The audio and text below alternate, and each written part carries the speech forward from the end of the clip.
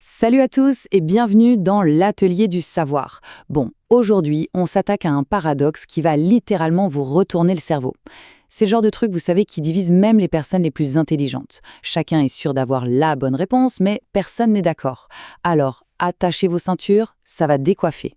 C'est le philosophe Robert Nozick qui a parfaitement résumé la situation. Pour lui, c'est simple. Pour quasiment tout le monde, la solution est évidente. Le problème, c'est que ces gens se séparent en deux groupes, presque parfaitement égaux. Comment c'est possible? C'est quoi ce truc de faux qui met tout le monde d'accord sur le fait de ne pas être d'accord? Allez, on y va, on décortique ça ensemble. Bon, alors, on plonge direct dans le vif du sujet. Imaginez un peu le truc. On est dans une pièce, et là devant nous, il y a deux boîtes. Une boîte transparente avec 1000 $ bien visibles. Cool ça, c'est cadeau. Et juste à côté, une autre boîte complètement opaque. Mystère total. Et la petite cerise sur le gâteau, c'est qu'il y a un super ordinateur dans la pièce. Une machine quasi infaillible qui a déjà prédit ce qu'on va faire. Et c'est là que tout se complique. Voilà la règle du jeu. Avant même qu'on arrive, l'ordinateur nous a scannés, il a analysé notre psychologie et il a fait son pari. S'il a prédit qu'on allait choisir seulement la boîte mystère, il a mis 1 million de dollars dedans. Par contre, s'il a prédit qu'on allait prendre les deux boîtes, la boîte mystère est vide. Le truc, c'est que c'est déjà fait. L'argent est dedans ou il n'y est pas. La prédiction a eu lieu. Alors la fameuse question, on fait quoi? Alors là, on a deux écoles, deux philosophies qui s'affrontent. D'abord, on va s'intéresser au premier camp, la team une seule boîte. Eux, leur raisonnement est super simple. Il est basé sur une seule chose, les preuves, les données. Ils font confiance aux stats, point barre. Ouais, leur logique, elle est carrée, implacable. Ils regardent l'historique, c'est tout. À chaque fois que quelqu'un a joué avant nous, ceux qui ont choisi une seule boîte sont repartis avec le million. Et tous ceux qui ont pris les deux boîtes, ils n'ont eu que les 1000 $. Donc pour eux, il n'y a pas à réfléchir. Le calcul est simple, les probases sont claires, les chiffres ne mentent jamais. Et figurez-vous que cette façon de voir les choses, ça a un nom un peu savant. La théorie décisionnelle évidentielle. Alors, en gros, ça veut dire quoi? Ça veut dire qu'on choisit l'action qui est la meilleure preuve qu'on va obtenir le meilleur résultat. On se fie aux corrélations passées, aux signes. Et le truc le plus fou dans tout ça, c'est que ce n'est pas qu'un débat de philosophes, pas du tout. Le journal The Guardian a fait un sondage, ils ont posé la question à des milliers de gens, et le résultat est incroyable, c'est quasiment du 50-50. C'est ça qui est dingue.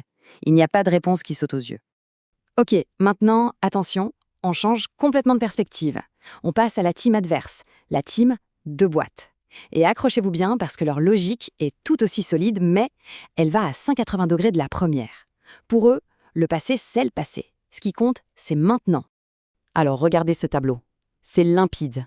Il y a deux possibilités, d'accord? Soit la boîte mystère est vide, soit il y a le million dedans. Bon, si elle est vide, en prenant les deux boîtes, on repart avec 1000 $. Si on n'en prend qu'une, on a 0. Ok. Deuxième cas, il y a le million. Si on prend les deux boîtes, on gagne 1 million 1 000 $. Dans tous les cas de figure, sans exception, on gagne 1000 $ de plus en prenant les deux boîtes. C'est juste mathématique. Ça, c'est un concept qui s'appelle la dominance stratégique. Et c'est là que leur argument est super puissant. Réfléchissez-y 2 secondes. La prédiction de l'ordinateur, elle a déjà été faite. Le contenu de la boîte est déjà scellé. L'argent est là où il n'y est pas. Notre choix maintenant ne peut pas, comme par magie, remonter le temps et changer ce qui a déjà eu lieu. Et cette façon de penser, elle a aussi son petit nom, la théorie décisionnelle causale. L'idée, c'est de choisir l'action qui va directement causer le meilleur résultat. On se fiche des corrélations. Ce qui compte, c'est la cause et l'effet. Et comme notre choix ne peut pas causer l'apparition de l'argent dans la boîte, la seule chose sensée à faire, c'est de prendre les 1000 $ en plus. Et voilà, on y est, c'est ça le cœur du paradoxe. D'un côté, on a une logique basée sur les preuves, les stats, les corrélations. De l'autre, une logique basée sur la cause et l'effet, ici et maintenant. Deux raisonnements qui semblent parfaits, mais qui nous amènent à deux actions complètement différentes. C'est pas incroyable ça? Mais vous vous en doutez, si on parle de ça, ce n'est pas juste pour une histoire de boîte et d'argent. Ce paradoxe, en fait, il touche à quelque chose de beaucoup plus profond. Il nous pose une question essentielle. Au fond, ça veut dire quoi être rationnel? C'est quoi prendre la bonne décision dans la vraie vie?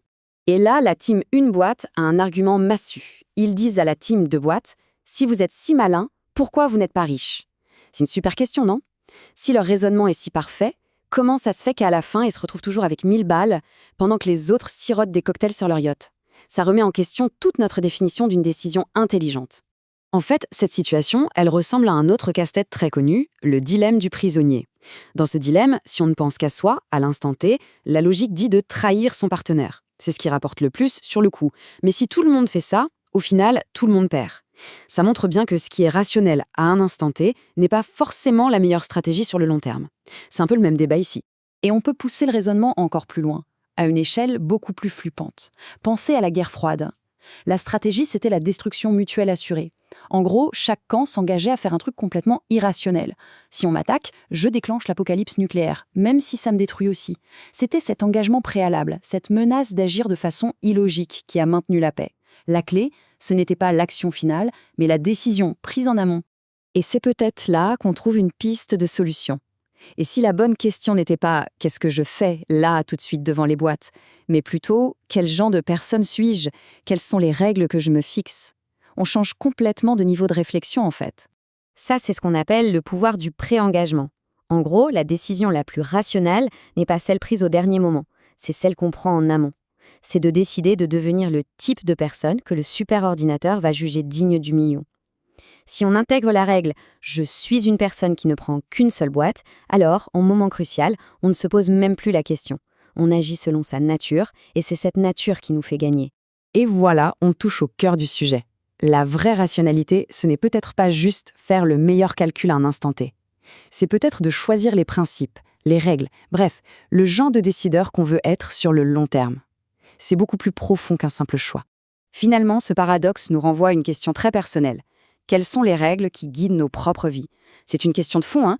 Alors dites-moi tout dans les commentaires. Vous êtes plutôt team une boîte ou team deux boîtes ? Si cette exploration vous a plu, lâchez un pouce bleu, partagez-la et bien sûr, abonnez-vous pour plus de contenu. On se retrouve demain, même heure. Salut !